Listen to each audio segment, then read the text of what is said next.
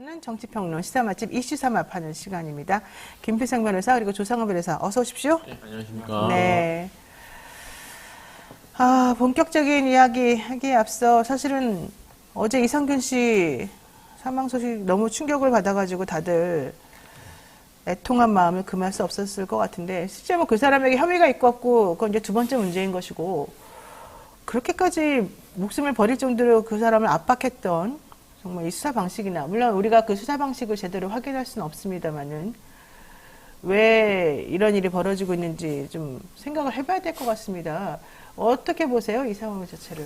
뭐 수사 방식이라는 게 지금 말씀하셨던 것처럼 뭐 구체적으로 그 자리에서 어떤 얘기가 수사 과정에서 어떤 얘기가 온 건지 알 수는 없지만 드러난 것만 봐도 전형적인 경찰이 하긴 했죠. 수사기관에 부당한 압박이 가해지는 그런 수사 방식이었다고 볼 수밖에 없습니다. 이제 뭐 3번이나 연속으로 저도 마약 사건을 해봤지만 그렇게 하는 경우는 거의 없고요. 그러니까요. 예, 그렇게 하는 경우는 거의 없고. 저도 사실 그래요. 이해가 안 가요. 제가 솔직히.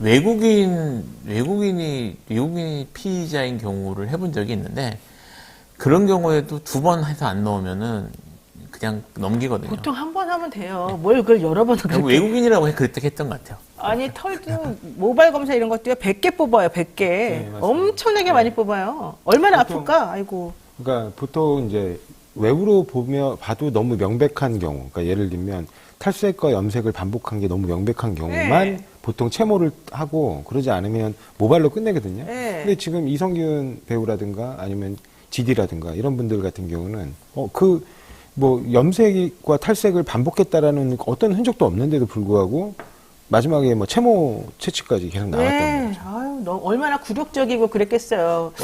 네, 그런 식으로 채취가 여러 번 됐다는 사실. 그 다음에 지금 밤샘 조사를 10몇 시간을 했다고 하는데 19시간을 했대요. 말이 되나요? 그거 규정 위반이에요. 그러니까. 제가 이제 관련해가지고 최근에 이제 사실은 그 이재명 대표 검찰 조사 때문에 제가 규정을 한 번 더 확인하고 들어갔었는데 연속으로 할 수 있는 시간이 쉬는 시간 빼고 할 수 있는 연속 시간이 8시간으로 제한되어 있습니다.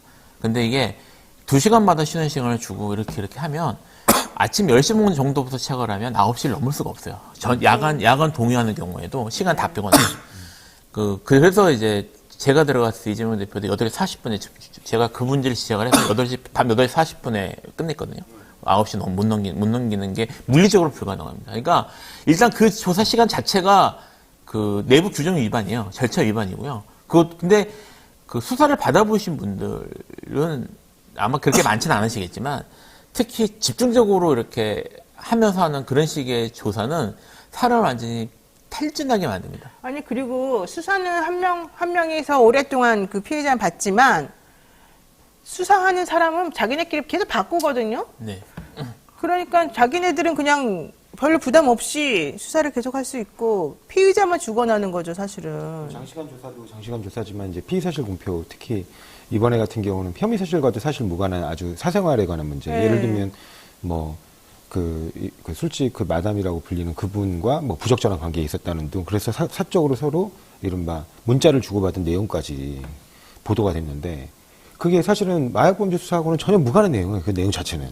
근데 뭐 둘 사이에 어떤 부적절한 관계에 있는 것 같이 묘사하면서 그 내용들을 막 공개를 하니까 그러니까 이성균 씨도 가족이 있잖아요. 그럼요. 그 가족들에게 얼마나 미안하고 죄스럽고 그러니까 자신의 특히 유명세에 있는 연예인으로서 자신이 이런 사건의 혐의를 받아서 수사를 받는 것 자체로 가족들까지 회자되는 게 얼마나 고통스러울지는 쉽게 상상하기 어렵거든요. 근데 그런 것들이 심지어 KBS라는 공영방송에 공중파로 대대적으로 보도가 되는 이 정도의 현실이면 참 사실은 우리 검찰과 언론 그리고 그 둘 사이의 공생관계에 관해서 좀 암담한 상황이에요. 인권적 관점에서 바라보면. 근데 가세현이 그 통화 녹취록을 공개했잖아요. 그것도 꽤 길던데 그런 건 도대체 어떻게 얻어가지고 하는 겁니까? 그러니까 그 문자 교환이라든가 그런 녹취록이 네, 수사 자료 아니에요? 그러니까요. 수사 자료가 나오지 않으면 어떻게 확보할 수 있냐는 겁니다. 그러니까 저는 그게 이해할 수가 없고요. 왜냐하면 이거 혹시 저쪽에서 공개한 거 아니야? 그럴 수도 있잖아요. 어느 한쪽에서. 근데 뭐 아시겠지만 이런 사건에서 압수수색이 지금 몇 차례가 들어갔고. 그러니까요. 그러면 그 압수수색 대상물의 원본이 이미 다 가져가는 상태예요. 네. 그러니까 물론 이제 수사가 다 끝나고 재판까지 끝나면 다시 돌려줄 수는 예, 있지만. 압수물 환부를 하면서 돌려줄 수는 있지만 지금 그게 아니죠. 현 단계에서는 아직 이제 기소도 안 돼 있는 상황이기 때문에 그게 그 당사자한테 돌아갔을 리는 없다면 수사기관에서 유출된 걸로밖에 해석이 안 돼요. 아니 그 이상균 씨 변호사는 내가 보기에 너무 잘 대응을 못한 거 아니에요? 그게 아마 저는 좀 이해가 되는 게요.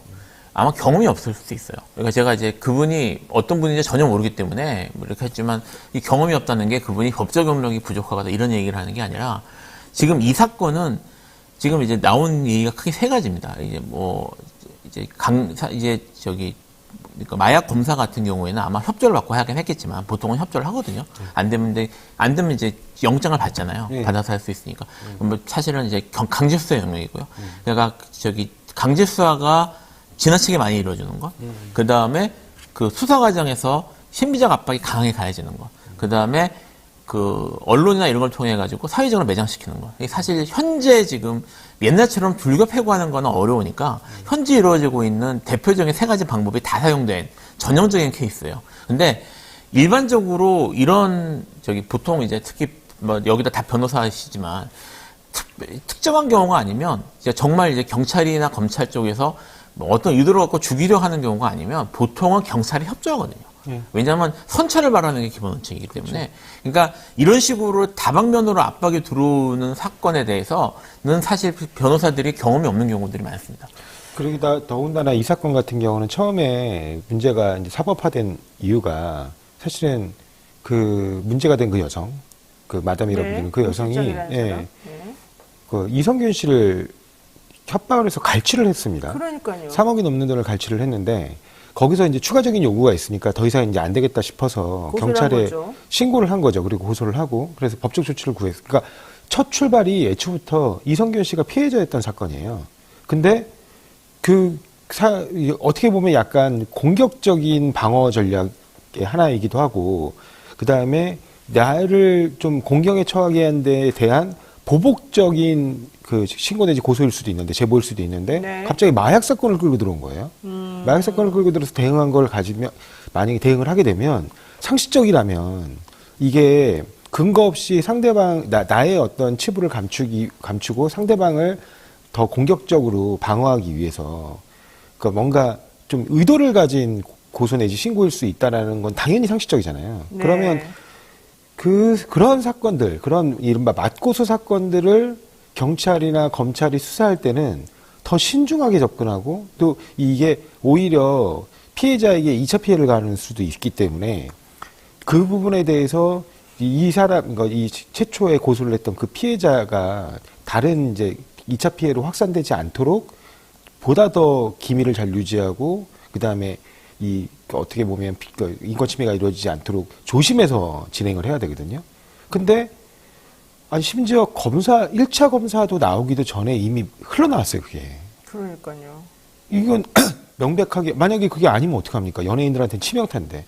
심지어 그 이후에 그 전개되는 양상을 보면 이 사건을 점점 확대하기 위해서 나중에는 뭐 질의까지 들어오고 그리고 정말 모욕적인 형태로 피의 사실이 계속 나가잖아요. 예를 들어서 지드래곤이 예를 들면 제모한 사실. 아니 연예인들 특히 아이돌 스타들은 남성들도 전신 제모하는 게 굉장히 일반적이라고 그러더라고요. 근데 그 전신 제모한 걸 마치 마약 사건을 이제 수사를 갖다가 교란하고 방해하고 회피할 목적인 것처럼 흘리고 그래서 마치 검사가 결과가 음성으로 나오고 양성이 안 나온다는 식으로 몰고 가는 그런 방식들을 보면서 애초에 이렇게 내가 형사 피해를 입어서 갈취 피해자로서 이걸 좀 멈춰달라고 사법기관에 도움을 요청했는데 그 사람이 연예인이고 어떻게 보면 시점상 이렇게 지금 이 정부가 벌이는 마약과의 전쟁에서 이 소재가 나름 효과적으로 활용될 수 있는 소재다라는 생각인 것인지 모르겠지만 그 시점 즈음에서 네. 이게 막 확인되지 않은 사실을 터트림으로써 결과적으로는 한 사람을 이거 인격적으로 매장했단 말이죠. 제가 한 가지만 네. 이제 이번 기회에 한 가지만 얘기를 하고 싶은 게 있는데요. 이제 이런 문제들, 그러니까 이런 사실 어떻게 보면 국가의 그런 부적절한 부적절한 수사나 이런 것들에 대해서 바라보는 관점에 대해서 좀 얘기를 하고 싶은 게 있는데 사실 이 사건 같은 경우도 이런 말이 나와요. 어쨌든 이성균은 잘못한 게 아니냐. 잘못한 게 있는 게 아니냐. 좀 가수연이 그렇게 얘기했다니까. 네. 그러니까 그 사실은 확인된 것도 아니지만 설사 이성균 씨한테 잘못했다는 잘못이 것이 있다 하더라도. 있다고 하더라도 그렇죠. 가정하더라도 그것이 국가가 그 개인한테 이런 식의 강제력을 행사할 아무런 근거가 될 수는 없습니다. 그거를 분리해서 봐야 되고요. 그렇죠. 분리해서 봐야 되고 실제로 과거사 사건 같은 걸 해보면요. 과거사 재심 같은 걸 해보면 그 재심 대상되는 사람이 완전히 무죄인 경우가 아닌 경우들도 있어요. 네. 뭐 사소한 잘못이나 이런 거 있는 경우도 있는데 그럼요. 그렇게 했다는 것이 국가가 그렇게 했다는 걸 정당화하는 게 아닙니다. 그래서 그리고 그렇다는 거. 그러니까 국가가 왜냐면 왜 국가가 더 했던 게 더 심각하냐면 두 가지를 얘기할 수가 있는데 첫째는 국가는 합법적으로 폭력을 행사할 수 있는 유일한 기관이에요. 그렇죠. 그 폭력에 대해서 합법성을 인정해 준 거거든요. 거기에 대한 책임을 져야 되는 게 하나 있고요. 두 번째로는 제가 이제 검찰개혁 이런 거 할 때 하는 얘기인데 우리가 생각하는 가장 극렬한 범죄자라고 하더라도 뭐 연쇄살인범 이런 데 많이 죽여봤자 2자리 정도 사람을 죽였어 역사적으로. 하지만 그 국가 권력이 미치기 시작하면 단위가 몇백만 단위가 죽습니다. 그 심각함이 범위가 아예 비교 불가능하기 때문에 이것이 아무리 개인이 선하건 악하고 이 문제와 상관없이 국가폭력은 그 자체로 범죄로 다뤄야 돼요. 그러니까 여기에 대해서 이걸 연재를 줄 수 없다는 걸 분명히 말씀드리고 싶습니다. 네, 어쨌든 수사를 받던 피의자가 이렇게 본인 스스로 극단적 선택을 했다는 것은 그들이 아무리 난 상관없다라고 말을 한다 하더라도 책임에서 자유로울 수가 없다는 거. 그리고 남의 궁박한 처지를 이용해서 정말 그렇게 장사하듯이 사람 목숨을 가지고 희화하고 조롱하고 이런 걸로 클릭 장사하고 이런 일은 정말 없어야 된다는 거. 이걸 다시 한번 말씀을 드리겠습니다. 아울러 타이밍도 좀 문제가 되지만 누구의 죄는 친인척 잘 된 덕분에 아무 일 없는 듯이 흘러가고 누구의 죄는 끝까지 파헤쳐서 사람을 완전히 극단으로 몰고 가고 이런 불공정한 정의의 선택적 행사 내지는 뭐 수사의 이런 왜곡된 방향 이런 것들은 좀 없어져야 되지 않나 이런 생각을 제가 해봤습니다. 자, 그 이성균 씨 얘기는 여기까지 하도록 하고요. 어쨌든 두 분에게 올해 어떤 한 해였는지 한번 좀 여쭤보면서 뉴스인사이더에서만 해볼 수 있는 재미를 보는 운세 뽑기 한번 해볼까 합니다. 네, 저희가 제가 보면서 사실은 저도 안 뽑아봤습니다. 아직 제가 좀 이따가 끝나기 전에 한번 뽑아볼 예정인데요. 자, 두 분에게도 한번 기회를 드리겠습니다. 내년 운세가 어떻게 될지 한번 소원을 빌어보세요. 소원까지 그럼 저 먼저 빌고 하나요? 그러면은 뽑기 할 필요가 없는 거 아니에요? 아니, 일단 어떤 마음으로 경건하게. 네. 예. 제가요? 네. 정말 주변 많은 분들이 조금이라도 더 나은 다음을 좀 생각할 수 있는 한 해였으면 좋겠습니다. 네, 알겠습니다. 자, 하나 뽑으십시오. 읽어주십시오. 횡재수인데요. 읽어보세요. 뭐라고 나왔어요? 올해의 주인공은 당신, 뜻밖의 횡재할 수도. 와, 이거 되게 좋은 거 아닙니까? 내년에 총선 나가신다고 지금 준비하고 계시는데 뜻밖의 행제를 할 수도 있다. 네. 와, 이거 정말 좋은 말밖에 없는데. 우리 김필세 변호사님도 소원 잠깐 말씀하시고. 저는 뭐 항상 소원은 항상 똑같았어요. 뭐예요? 돈 좀 많이 버는 거. 큰 부자가 되는 게 꿈이었습니다. 자, 좀 많이 버셨으면 네. 좋겠네요. 네. 돈과 명예 다 욕심내면 어느 하나도 갖지 못할 수 있거든요. 명예는 관심이 없습니다. 좀 보여줘보세요. 예, 명예에는 관심이 없기 때문에 네. 명예에는 관심이 없습니다. 돈과 명예 다 욕심내면 어느 하나도 갖지 못할 수 있다. 네, 야. 명예는 관심 없습니다. 제가 분명히 말씀드립니다. 수령일간 돈을 얘기하셨으니까 괜찮을 겁니다. 아, 돈 명예는 벌기 관심 없어요. 가지세요? 아니, 아, 가지시면 안 되죠. 네. 돈을 벌기 위해서 명예를 버리는군요. 네, 명예 필요 없습니다. 재물수가 뭐예요? 그러니까 사람들이 너무한 거 아닙니까? 자, 어쨌든 우리가 또 뭐 재미를 한번 운세 뽑아 봤는데요. 여러분들도 식구들끼리 서로 좋은 얘기들 써가지고 한번 이렇게 통에 넣어서 뽑아보세요. 이게 생각보다 의외로 재미가 있고요. 또 하나는 본인에게 위안이 됩니다.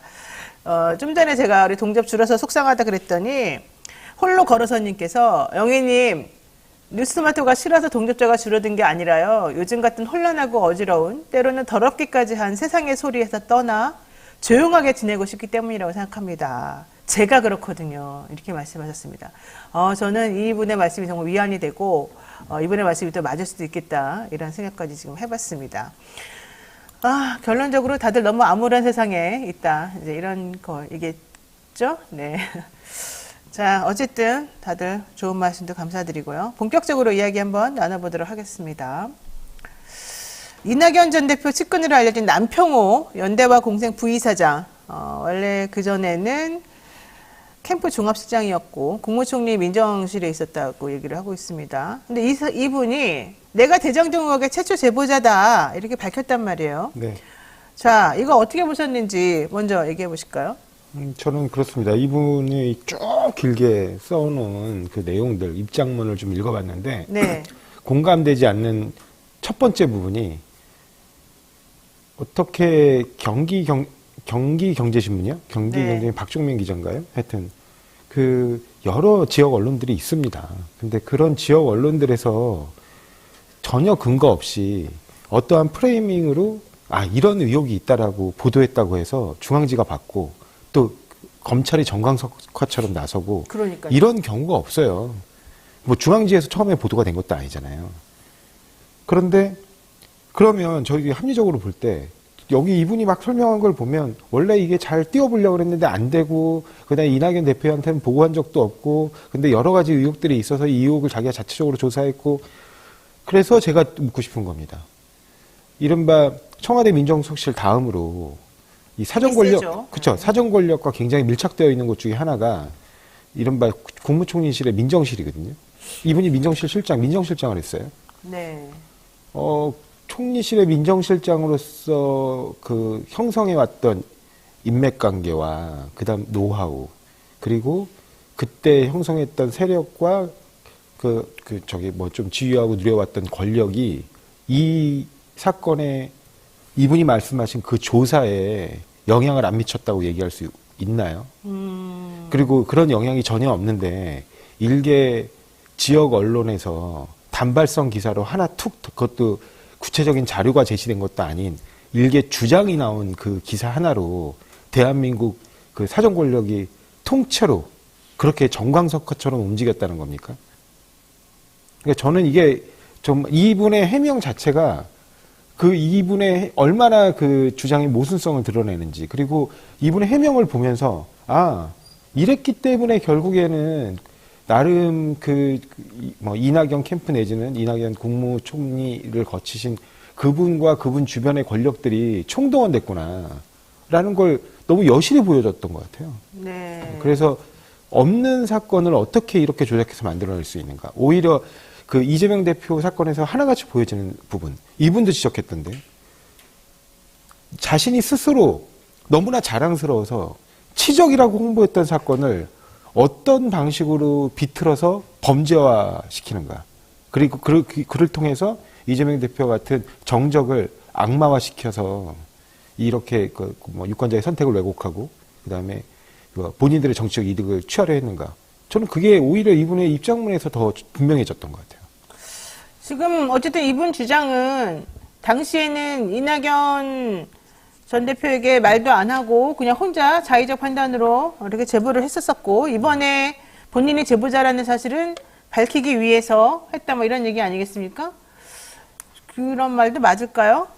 본인이 그렇게 주장을 하니까 하는 것에 대해서 진실 검증을 할 방법은 수사를 하지 않는 이상 알기는 어려운데 현실적으로 좀 납득하기는 어렵죠. 그러니까 일단 이분이 말씀하셨던 것처럼 이낙연 전 총리가 총리 시절에 정무실장을 하셨던 민정실장을 하셨던 분이고 민정실장이 결국은 이제 국무총리실에서 정보를 만지던 분이었단 말이에요.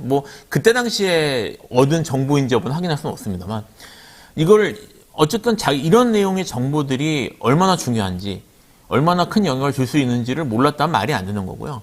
이런 중대한 일을 이런 식으로 흘려가지고 했다는 거. 사실은 이게 정말 범죄라고 포착하려고 했으면 그때 당시까지는 아직 민주당 정권이었으니까 민주당 정권 내에서 그때 민정수석실한테 통보를 해가지고 수사를 해가지고 책임 묻던지 이렇게 했어야 되는데 이거를 언론에 흘리는 식으로 했다는 것부터가 정책으로 이걸 사용하겠다는 뜻이거든요.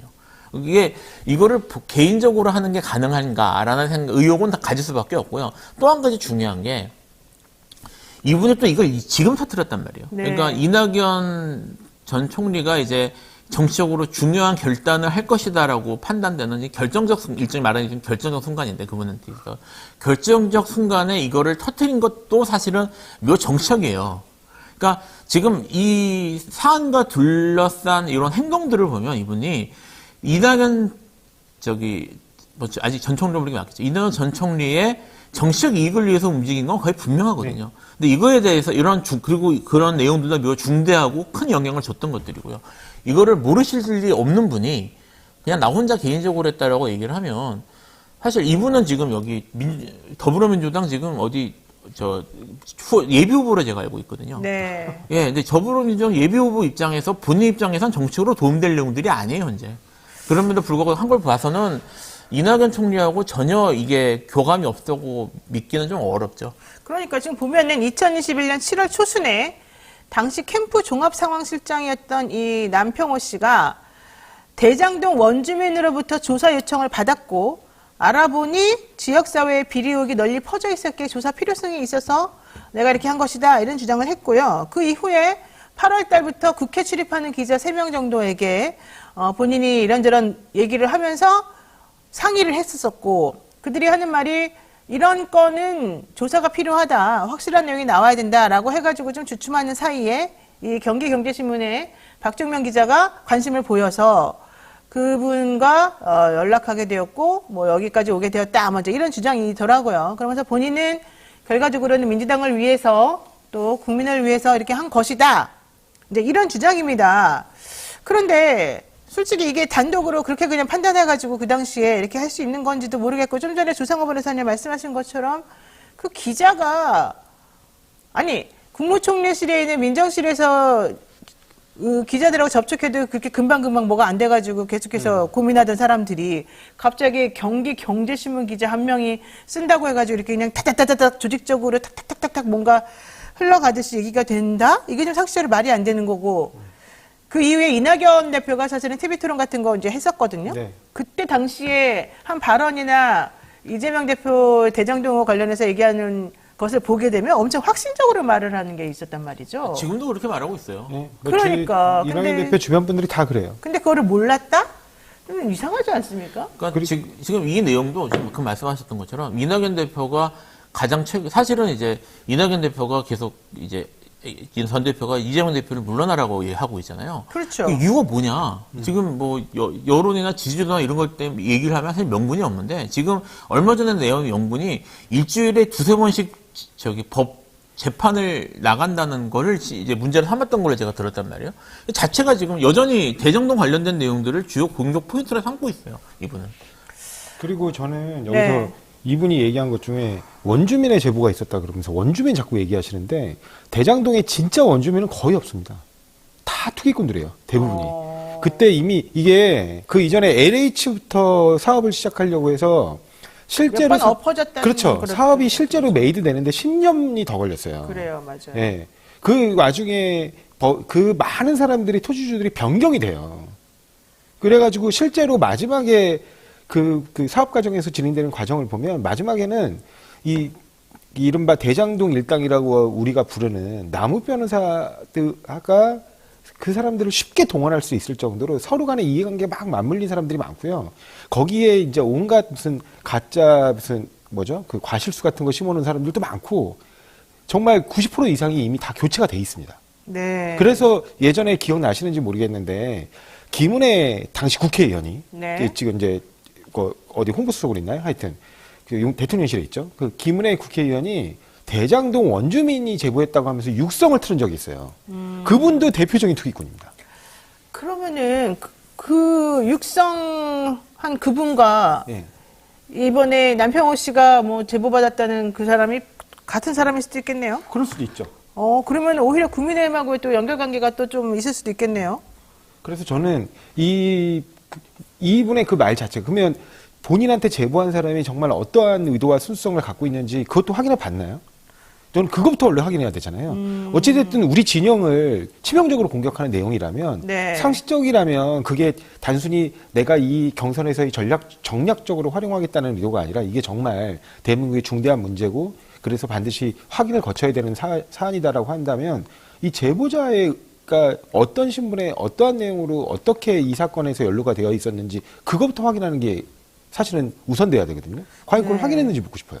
자, 남 부이사장은 해당 제보에 대해서 선거 전략으로 쓰일 거란 생각은 하지 않았고 이후 대선 본선에서는 민주당 승리에 방해가 될까 함구해왔다고 주장하면서 더 이상 이낙연 전 대표를 희생양으로 삼아 공격하는 모습은 지켜볼 수 없어서 내가 나서게 되었다 이렇게 말했답니다.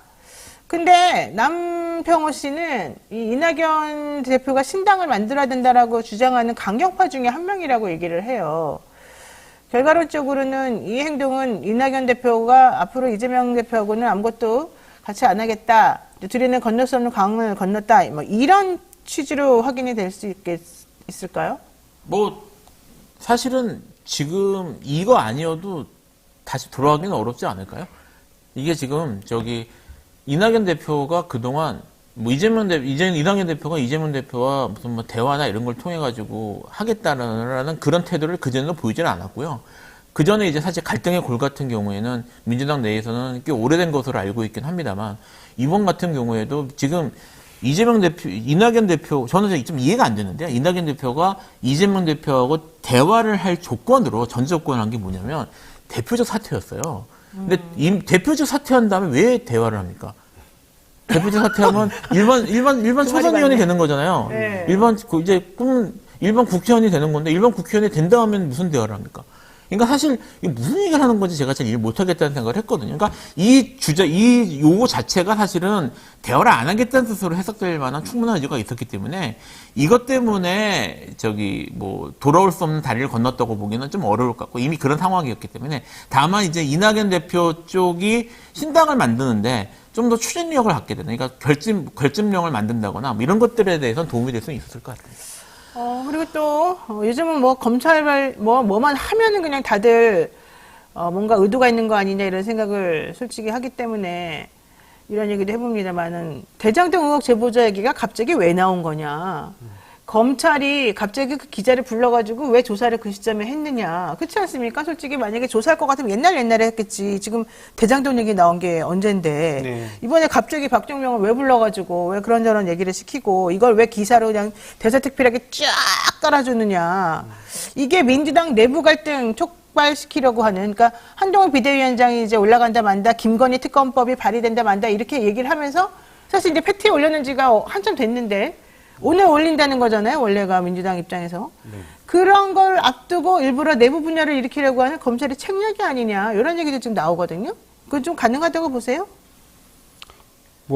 그럴 수 있죠. 근데 지금 전체적으로 가장 지금 이 총선 국면에 이르러서 이제 야당의 악재로 만들어낼 수 있는 게 야당 내부의 분열 프레임인데 그 분열 프레임을 극대화시키기 위해서 현 시점에서 그러니까 이낙연 전 대표도 의도한 것 같고 그 의도한 프레임에 이제 일부 보수 언론들 포함해서 많은 언론들이 협조하는 구조인 것은 분명해 보입니다.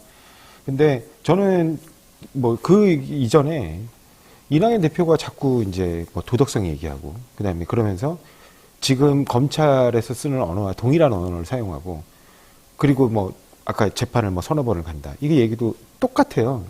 누가 그래요? 했습니까? 한동훈 장관도 그 얘기했거든요. 그러니까 한동훈 비대위원장과 같은 시각과 프레임으로 이른바 자당의 대표를 공격하면서 물러나라고 하고 있는 상황입니다. 그럼 다시 또 시계를 거꾸로 돌려가서 본인의 의혹 같은 것들은 없느냐. 당시에 굉장히 많았어요. 근데 그래요? 의도적으로 그래도 아직 확인되지 않은 불분명한 의혹이기 때문에 이 예의를 지킨다는 차원에서 그러니까 선을 넘지는 않았다고요. 대표적인 게 그겁니다. 뭐냐면 당시에 이모 정무실장이 네. 옵티머스와 관련된 연루 의혹으로 조사를 받았어요. 근데 이제 그분이 이제 그때는 선책을 하셨는데, 그러니까 그 건 관련해서 이재명 캠프 쪽에서 공격한 적이 별로 없습니다. 그러니까 명백하게 그 옵티머스 관계자들과 그로부터 뭔가 이렇게 제공받고 그게 좀 사소한 것 것들만 드러난 상태였지만 그 과정에서 좀 안타까운 일들까지 벌어진 상황이었단 말이죠. 근데 그것뿐이었느냐? 원래 그분이 어떤 분이었냐? 그 네. 이전에 그 전남도지사 경선 과정에서 그분이 이른바 당비대납 의혹으로 5천만 원이 넘는 돈인가요? 그 당비대납 의혹으로 그 당비를 대신 내주고 그 당원 위장 당원들을 모집했다는 의혹으로 처벌받았어요. 아. 근데 그분을 처벌받아서 이제 실형을 살기고 나오셨기 때문에 공무원을 임명할 수 없는 상황이었습니다. 근데 이낙연 전 대표가 어떻게 했느냐? 도지사 때 자문위원으로 위촉하면서 고정급을 줬어요. 그럼 사실상 공무원을 임명하고 같은 효과를 준 거죠. 네. 그러니까 그런 부분에 대한 것들이 굉장히 또 많았고 또 이제 예를 들면 또 여수 경도개발 관련해 가지고는 이게 공사에서 충분히 참여할 수 있었는데 아예 네. 그걸 배제하고 그냥 민간에 사건을 넘겨버렸단 말이죠. 그 과정들에 대한 의혹들도 있어요. 또 있습니다. 예를 들면 전남도시개발공사에서 이낙연 대표의 배우자분이 그린 그림을 비싼 값에 샀어요. 네, 그때 그런 의혹도 있었죠. 예. 근데 결국에는 그때 뭐라 그랬냐, 담당자가 사장이 지시해서 샀지 이낙연 대표의 지시를 받은 적은 없다. 도지사죠. 아니 그럼 도지사가 지시를 안 하죠. 도지사가 그린 고입 그 담당 공사 직원에게 그럼 지시하겠습니까? 네. 근데 사장이 산 거는 그러면 도덕적으로 면책이 되나요? 사장을 누가 임명합니까? 도지사가 임명하잖아요. 근데 그러면 그 사장은 그 이낙연 도지사의 배우자의 그림인 줄 모르고 그냥 작가의 작품이라 좋네. 그래서 공사에서 샀을까요? 그렇죠. 예, 그런 것들도 굉장히 많습니다. 그렇지만 그런 부분에서 그 이후에 그게 본선에서의 공격 포인트가 될 수 있을지는 몰라도 네. 적어도 그게 후보자로서 명백하게 드러난 자격상실 요건이 그 당시에는 확인된 바 아니라면 네. 예의를 지킨다는 차원에서 서로 정책 경쟁을 하자는 거였거든요. 근데 이낙연 대표는 시종일관 네거티브였어요. 그래서 확인되지 않은 의혹을 계속해서 재생산하고 그거를 이른바 조중동이라고 불리는 보수 언론들은 또 다시 확대 재생산하고 그걸 받아서 검찰은 정말 정광석화처럼 신속하게 움직이고 네. 결국 그래가지고 어떻게 됐습니까? 윤석열 정부 충밥한 겁니다. 아, 정말, 옛날에 이명박 전 대통령하고 박근혜 전 대통령 경선에서 싸울 때도 엄청 치열했었었죠. 예. 문제들이 많습니다. 왜요? 아닙니다. 아니, 그 경선이 인터넷에서는 여기 진실만으로 싸운 경선으로 유명하거든요. 그 생각이 나서. 예. 자, 다음 주제로 넘어가겠습니다. 한동훈 국민의힘 비대위원장, 지난 26일에 비대위원장으로 공식 임명이 됐는데요. 우선 취임사부터 한번 듣고 오겠습니다. 당대표가 일주일에 3번, 4번씩 중대 범죄로 형사 재판받는 초현실적인 민주당인데도 왜 우리 국민의힘이 압도하지 못하는지 함께 냉정하게 반성합시다. 저는 지역구에 출마하지 않겠습니다. 비례로도 출마하지 않겠습니다. 승리를 위해서 뭐든 다 하겠지만 제가 그 승리의 과실을 가져가지는 않겠습니다. 네, 총선 불출마. 저는 승리의 과실을 가져가지 않겠습니다. 운동권 정치 세력 척결. 자, 어떻게 보셨습니까? 저는 정말 이번에 그 한동훈 장관의 이 비대위원장 취임사를 보고 놀랐던 게, 비문이 너무 많다. 이렇게 약간 이렇게 맞지가 않아요, 문장이. 네. 아니, 적어도 자기가 정치일선에서 처음으로 등장하는 아주 중요한 순간이잖아요. 네. 근데 이렇게 문장을 허술하게 쓰나? 이렇게 특정 세대를 비하는 건 아니고, 초등학생 수준보다도 못한 문장력이에요. 그러니까 그거 뭔가 유명인들의 말을 짜깁기 하듯이 모았는데, 네. 그게 어법상 안 맞는 내용인 거죠. 거기서 일단 좀 놀랐고요. 그 다음에 두 번째는, 이분이 비대위원장으로 취임하시는 건지 아니면 선대위원장으로 취임하시는 건지 구분이 안 돼요. 비대위원장이 뭡니까? 지금 정부 여당, 특히 여당이 위기 상황이 왔기 때문에 현재의 체제는 안 되고 우리가 국민들께 어떤 모습으로 비대위원장으로 취임하면서 비대위 출범을 통해서 어떤 모습으로 새롭게 일신해서 우리가 이렇게 바뀌었습니다. 우리가 이렇게 새롭게 앞으로 나아가겠습니다. 국민 여러분, 지금까지 실망시켜드려 죄송한데 죄송한 말씀이지만 다시 한번 그래도 조그만이라도 신뢰를 다시 한번 보여주시면 안 되겠습니까? 그러면 제가 반드시 보답하겠습니다. 이런 게 나와야 되는데, 그러니까 비대위라면 그러니까 첫 번째가 자기 반성이어야 되는데 오로지 지금 상대를 비난하면서 제가 볼 때 그 전체 취임사에서 한 7, 80%는 야당 비난이에요. 그리고 자기 반성은 거의 없어요. 하면서 반드시 이겨내겠다. 우리가 왜 이렇게 자꾸 저우느냐. 네. 그러면서 본인은 여의도 문법을 쓰지 않겠다고 하면서도 그냥 오로지 정치공학적 계산만 잔뜩 들어가 있어요. 근데 이걸 이렇게 공개적으로 대놓고 표명하는 분도 처음 봤어요. 그러니까 도덕적으로 좀 우월하게 포장하는 것조차 하려고 하지 않아요. 자신의 그 정말 어떻게 보면 천박한 정치공학적 의도를 문장 그대로 드러내고 있습니다.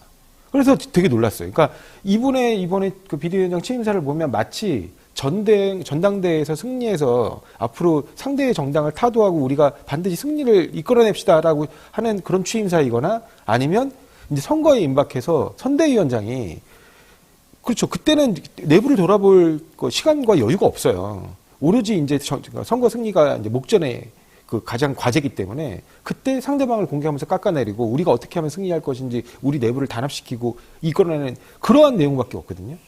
그 점에서 되게 놀랐습니다. 네. 왜 이렇게 운동권을 타파해야 되는 적폐로 보고 있는 걸까요? 그게 사실 현재 민주당의 이른바 주류 세력들을 그런 식으로 레이블링 하는 게 유행했잖아요. 네. 그러니까 이제 586이라고 그러죠. 586, 운동권, 87세대라는 식으로 이렇게 레이블링 하면서 일종의 기득권화 해가지고 비난하는 것이 사실은 민주당 내에서 일반화돼 있어요. 이게 그러니까 그런 식의 세대론이 과연 맞는지 여부에 대해서 저는 이제 의문이 있는데 지금 거기에 대해서 길게 얘기할 건 아니지만 여기에 대해서 이제 한동훈 장관은 자기가 그 세대보단 젊다. 그러니까 새로운 젊은 세대로서 그런 기득권들을 타파하는 그런 이미지를 가지고 하는 게 그래서 좀 그런 걸 목적으로 그런 것들 강조한 게 아닌가 싶은 생각이 듭니다. 자, 어제 국회를 첫 출근한 한동훈 위원장 또 이런 얘기도 했습니다. 이재명 대표를 향해서 좀 비아냥거린 게 좀 도를 지나쳤다. 솔직히 그런 생각이 들 수밖에 없는데요. 민주당은 검사를 그렇게 싫어하면서 검사 사칭하는 분을 절대 존엄으로 모시냐. 이렇게 얘기를 했어요. 그러니까 이재명 대표가 여당이 야당을 견제하고 감시하는 것이 아니다. 이러면서 또 맞받아치기도 했었습니다. 검사를 그렇게 싫어하면서 검사 사칭하는 분을 절대 존엄으로 모시냐. 야, 이게 지금 여당의 대표로서 비대위원장이면 사실 대표거든요. 네. 할 수 있는 발언의 수준이 조금 떨어지는 거 아니냐 생각이 들 수밖에 없는데요. 어떠세요? 아니, 사실은 새로 취임하면 이제 상대당, 특히 이제 교수단체를 구성하고 있는 좋은 상대당이 인증하고 그래야 되는 거 아니에요? 그렇죠. 그것뿐만 아니라 이제 예방 안 갈 겁니까?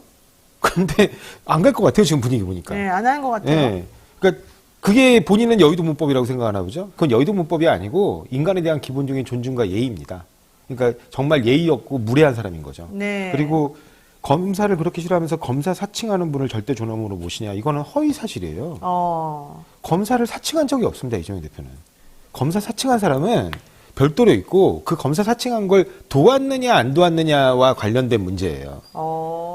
당시 그 최모 PD가 KBS의 최모 PD가 검사를 사칭했습니다. 네. 이재명 대표가 사칭한 게 아니에요. 근데 이재명 대표가 공범으로 거기에 나왔죠, 그래, 그때. 단순한 공동정범도 아닙니다. 심지어. 네. 그러니까 그래서 공동정범으로서 실제로 역할을 분담하고 네가 사칭을 하고 내가 그의 그러니까 정범으로서 동등한 정도의 수준까지 협조한 그런 구조도 아니고요. 방조거든요. 그러니까 이 사람을 사칭하도록 하는데 좀 도왔느냐, 결심을 도왔거나 아니면 편의를 제공했거나 그 정도 수준인 거예요. 그러니까 엄밀히 얘기하면 이건 허위 사실이에요. 왜냐면 정확히 얘기하려면 네. 민주당 만약에 그게 확정된 재판이라고 해서 그거를 사실로 받아들인다 하더라도 민주당은 검사를 그렇게 시행하면서 검사 사칭한 분을 도운 분을 왜 그렇게 모시느냐 이렇게 얘기해야 되는 거예요. 이게 누가 들어도 이거는 이재명 대표 본인이 검사를 사칭한 것처럼 느껴지잖아요. 네. 이재명 대표 본인은 실제로 검사를 사칭한 적이 없습니다. 그걸 알만한 분이 특히 직전까지 법 집행에 거의 최고 지휘를 했던 분이 네. 워딩 하나하나 이거 만약에 역으로 입장에 있었으면 이렇게 발언했으면 당장 지금 윤석열 검찰은 허위사실 공표로 기소했을 거예요. 그렇군요. 자, 그런데 어쨌든 민주당에서 오늘 본회의에서 이 김건희 여사 특검법을 포함한 쌍특검법 처리를 예고를 하고 있는데 한 비대위원장은 총선용 악법이다 이러면서 결과론적으로는 대통령 거부권까지 연결시킬 지금 태세입니다. 한겨레 사설이 이렇게 나왔더만요. 어제 보니까 한동훈 비대위원장의 첫 번째 임무는 오로지 김건희 특검을 막는 것이냐, 뭐 이제 이런 취지로 사설이 나온 걸 제가 봤는데, 사실 김건희 특검법에 대해서 처음에는 조금 전향적인 태도를 보이기도 했습니다만은 결국 대통령이 격려했다 이런 소식을 듣고 나더니 또 태도가 완벽히 바뀌었거든요. 한동훈 비대위원장은. 근데 그렇게 되면은 대통령의 뭐 말을 안 듣는다, 뭐 내 소신대로 하겠다 이렇게 해놓고는 또 아닌가 보다 이렇게 또 생각이 들 수밖에 없어서 어떻게 보십니까? 일단 그 말씀하신 일련의 과정을 보면서 그 후에 이제 이 말이 나왔죠. 절대 존엄이란 말이. 네. 절대 존엄이란 말을 왜 쓰셨을까? 별로 본인에게 크게 도움이 안 될 것 같다는 느낌이 드는데라는 생각을 했는데. 본인도 절대 존엄이 있어요? 사실은 경로 이런 뭐 불쾌감이라고 뭐 표현을 바꾸라고 또 했다는 그러니까 대통령실에서 예, 불쾌감으로. 불쾌감을 또 싹 바꿨잖아요. 그거야말로 다시 한번 절대 존엄이라는 생각을 이제 들게 하는 뭐 대목이었는데 지금 원래 이제 처음에는 대통령이 정치적 부담을 안고 거부권을 행사할까? 라는 예상들도 꽤 있었어요. 근데 현재 진행되는 거 봐서는 100% 거부권 행사할 것 같고요. 네. 이제 그 이유가 문제겠죠. 그 이유가 다시 이제 그러면 국회에서 재의결을 할지 말지, 재의결을 하게 되면 어떻게 될지 이제 이런 게 이제 문제가 될 텐데 지금 애초에 재의결로 가더라도 가면은 재의결될 가능성도 있다고 본 사람도 좀 있었어요. 왜냐하면 이렇게 되면 정치적 부담을 당이 국민의힘이 이제 짊어지게 되는 건데 총선을 앞둔 상태에서 국민의힘이 국회의원들이 이거를 이런 정치적 부담을 짊어질 수 있을 것이냐에 대한 얘기들도 있고 물론 이제 뭐 거기에 대해서 여러 가지 정치적 뭐 해법들 예를 들어 무슨 뭐 아예 출석을 안 시킨다든지 뭐 여러 논의들이 있긴 있었습니다만 어떻게 될지는 봐야 될 것 같고요. 그래서 이게 지금 사실 대통령이 어떻게 할지가 지금 의문이라기보다는 재결 상황에 왔을 경우에 네. 한동훈 장관과 그 국민의힘이 이걸 어떻게 헤쳐나갈지가 더 포인트가 될 것 같습니다. 네. 자, 지금 말씀하신 것처럼 한동훈 비대위를 둘러싸고 민주당에서도 반응이 여러 가지인데요. 결과적으로 패착이다 이런 얘기도 있고 한동훈 바람이 불면 이재명 대표도 상응할 만한 뭔가 결심을 해야 된다. 대응해야 된다. 이런 의견도 있어요. 조상호 네. 변호사님 보시기엔 어때요? 아니 뭐 패착이 될 것이다 뭐 이런 걸 논하기 전에 일단 한동훈 비대위가 과연 정상적이냐에 대한 물음이나 그런 부분에 대한 질문을 하는 게 맞는 것 같고요. 그 부분에 대해서 대부분의 국민들이 나름의 답을 갖고 계신 것 같습니다. 그리고 민주당의 경우에 뭐 한동훈 바람이 부니까 우리도 뭘 대응해야 되는 거 아니냐. 이건 정말 좀 웃기는 발상이에요. 그것과 관계없이 민주당은 민주당대로 이번 총선의 임함에 있어서 우리가 어떻게 하면 국민들께 조금이나마 이 정말 암울한 이 현실 속에서 다음에 미래를 준비하는 희망을 보여줄 것이냐. 이걸 그냥 민주당이 원래 계획했던 대로 차근차근 보여드리면 돼요. 그게 뭐 한동훈 바람 가능성은 저는 없다고 봅니다. 아, 그래요? 네, 그렇기 때문에 뭐 한동훈의 바람을 걱정해서 그에 대한 대응책으로 뭘 내놔야 된다 이게 아니라 지금 우리가 그동안 오랫동안 지적받아왔던 여러 가지 좀 문제점들은 있어요. 그런 문제점들 그래서 혁신위도 2차례나 띄었던 거고요. 그래서 그 과정에서 우리가 이렇게 만들어내고 제시되어 왔던 여러 가지 방안들에 대해서 당장 모든 걸 다 실행할 수는 없다 하더라도 적어도 다음에 국회에서는 민주당이 좀 더 다른 사람들과 다른 정책을 가지고 다른 어떤 대한민국을 만들어내는 모습을 보여주려고 노력하겠구나.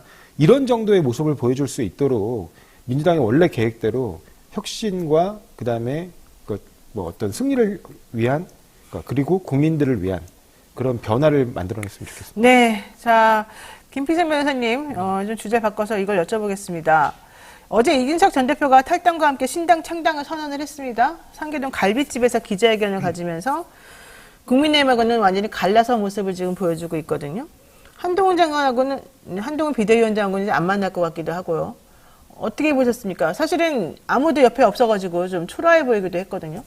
뭐 예상했던 것보단 기회에 많이 빠졌습니다.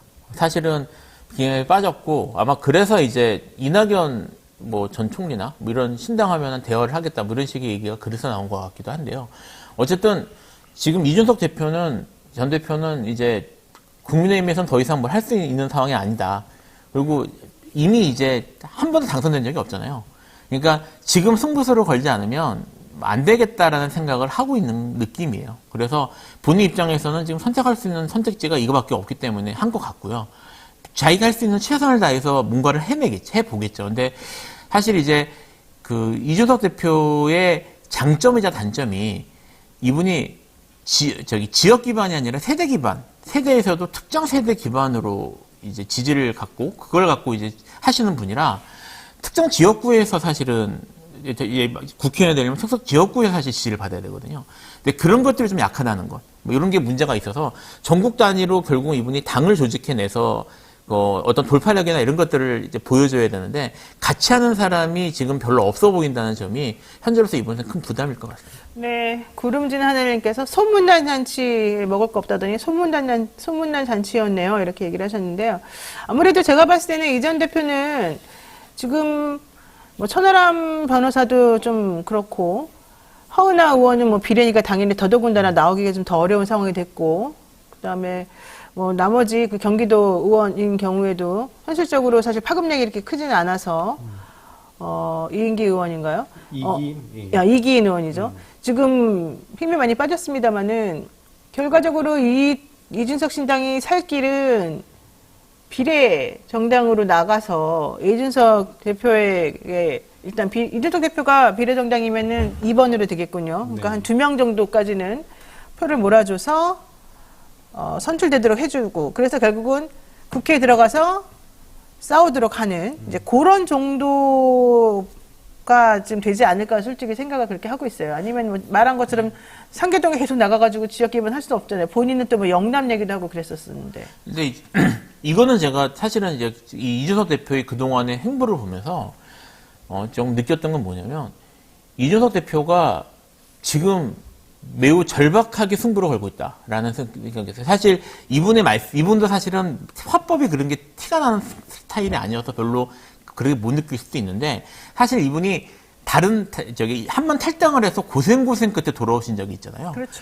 그러니까 다시 나간다는 건 이분이 나가서 얼마나 고생을 하는 건지에 대해서 충분히 깨닫고 있는 입장일 거고 그때 당시에 나갈 때보다 지금이 훨씬 상황이 안 좋습니다. 그때는 어쨌든 탄핵이라는 그런 큰 그런 충격이 있었기 때문에 나가는 것도 먼저 명분도 있었고 같이 가는 사람도 있었는데 이분은 지금은 그런 상황은 아니기 때문에 그래서 이준석 대표가 아마 정책 생명을 걸고 어떤 승부 같은 걸 걸 것 같긴 합니다.